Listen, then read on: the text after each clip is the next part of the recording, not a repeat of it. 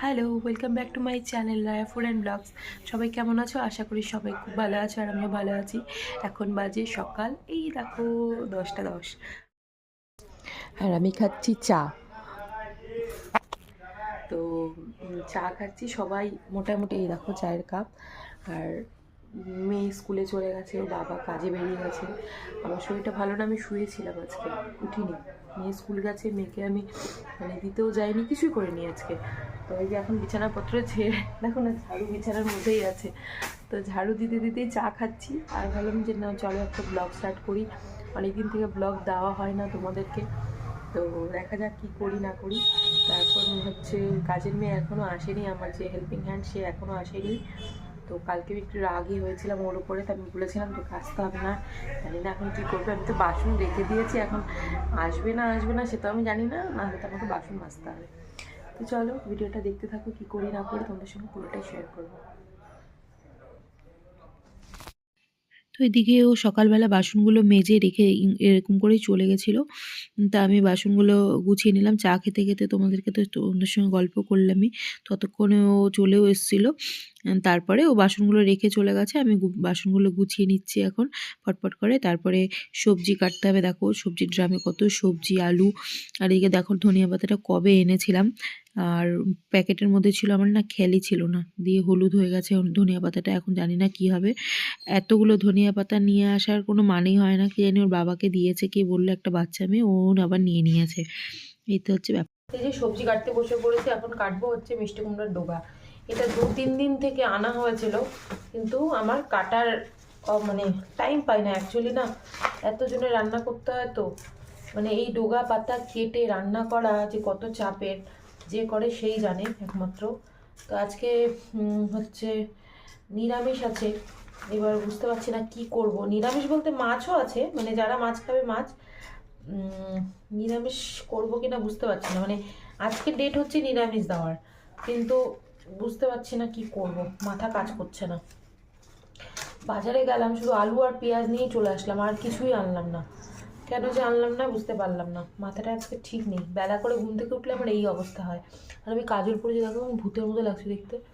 কাজল পরতেই পারি না, এমনিতে তো আমার ডার্ক সার্কেল, তার মধ্যে কাজল একই সময় না মন চায় কাজল পরতে। তো কি জানি 2 দিন থেকে খুব পড়তে মন চাচ্ছে, তাই পড়ছি। জানি না আবার কবে মন চাইবে, পড়বো না।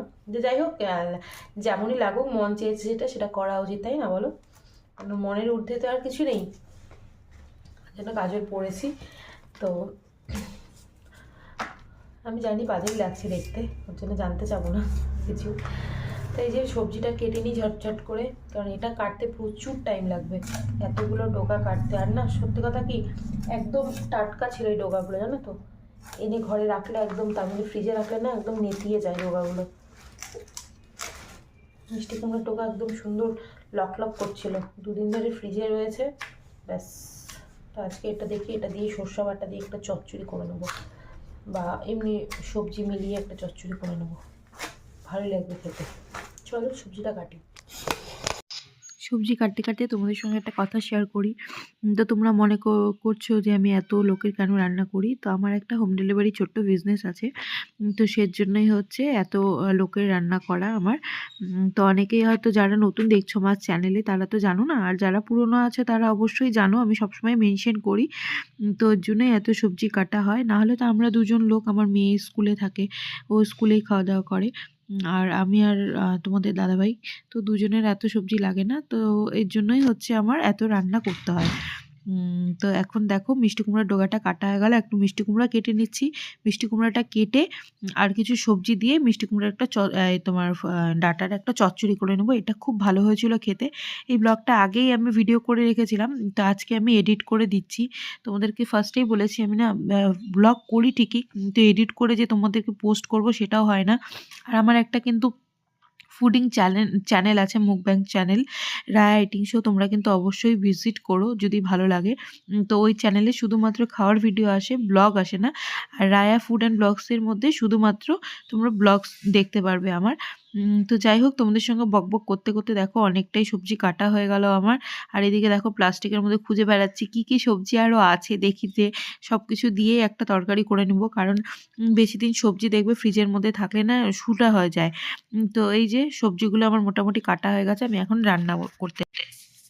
তো এই যে দেখো সবজি বসিয়েও ফেলেছি আমি। পাঁচফোড়ন সম্বার দিয়ে সব সবজি দিয়ে ভাজা ভাজা করছি। আর এদিকে পাবদা মাছ আনা হয়েছে, ডিম সেদ্ধ বসিয়েছি। এই যে কুমড়োর ডোগাগুলো আমি ধুয়ে নিয়েছি। এদিকে চাল ভিজিয়ে দিয়েছি। এই তো টুকটুক করতে করতে অনেকটা কাজে এগিয়ে ফেলেছি। এদিকে দেখো পাবদা মাছও ভাজা হয়ে গেছে, এদিকে চচ্চড়িটাও হয়ে গেছে। চচ্চড়িটা কেমন হয়েছে তোমরা কিন্তু অবশ্যই কমেন্টের মাধ্যমে জানিও। আর এদিকে ভাতও হয়ে গেছে আমার। এদিকে আবার একটুখানি লাউ ছিল ঘরে, আর মাথা ছিল মাছের, তো ওটা দিয়ে ভাবছি একটা ঘন্ট করে নেব। অনেক লোকের রান্না তো অল্প রান্না করলে না মানে সামাল দেওয়া যায় না। এদিকে ডাল সেদ্ধও হয়ে গেছে, ডিম সেদ্ধও হয়ে গেছে।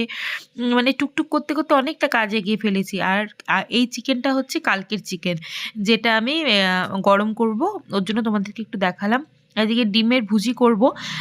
একজন বলেছে যে আমরা দুজন খাবার নেবে, যে ওরা ডাল, ডিমের ভুজি আর সবজি দিয়ে খাবারটা নেবে। তো বললো আমাদেরকে ডিমের ঝোলও দিতে হবে না, মাছও দিতে হবে না, আমরা ডিমের ভুজি দিয়ে সিম্পল খাবো।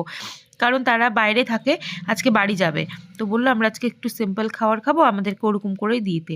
তো আমি বললাম ঠিক আছে, তাহলে মশালা ডিমের ভুজি করে দিই। বললো হ্যাঁ করে দাও।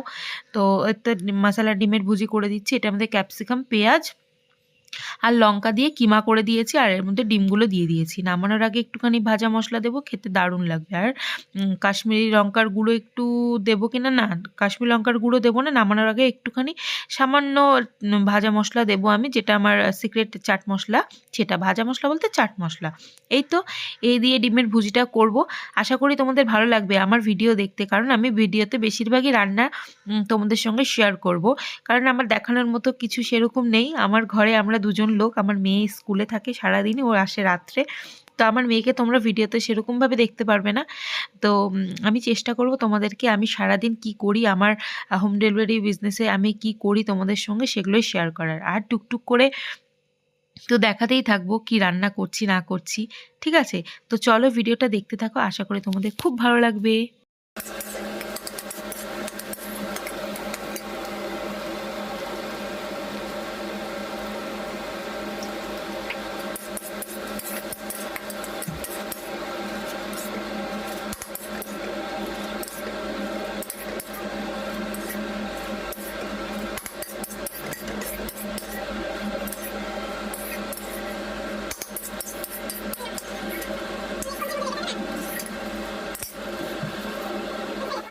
তো রান্না বাড়ি কমপ্লিট করে, খাওয়া দাওয়া কমপ্লিট করে, যে মেয়ের জন্য একটা প্রজেক্ট বানাচ্ছি। স্কুলে ওর নাচের প্রোগ্রাম আছে, অ্যানুয়াল প্রোগ্রাম।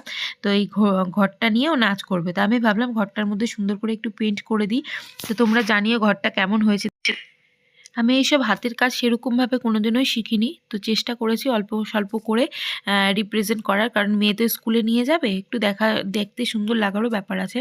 তো অ্যানুয়াল প্রোগ্রামে কি হচ্ছে না হচ্ছে তোমাদের সঙ্গে সেদিনটাও শেয়ার করব। আমি ছোট্ট ছোট্ট করে ভিডিও করে রেখেছি। নেক্সট ভিডিওতে তোমরা মেয়ের স্কুলের অ্যানুয়াল প্রোগ্রামের দিনগুলো আমি তোমাদের সঙ্গে শেয়ার করব, সারাদিন কি করলাম সেদিন। তো চলো ভিডিওটা এখানেই শেষ করছি। ভালো লাগলে কিন্তু অবশ্যই লাইক কমেন্ট করো।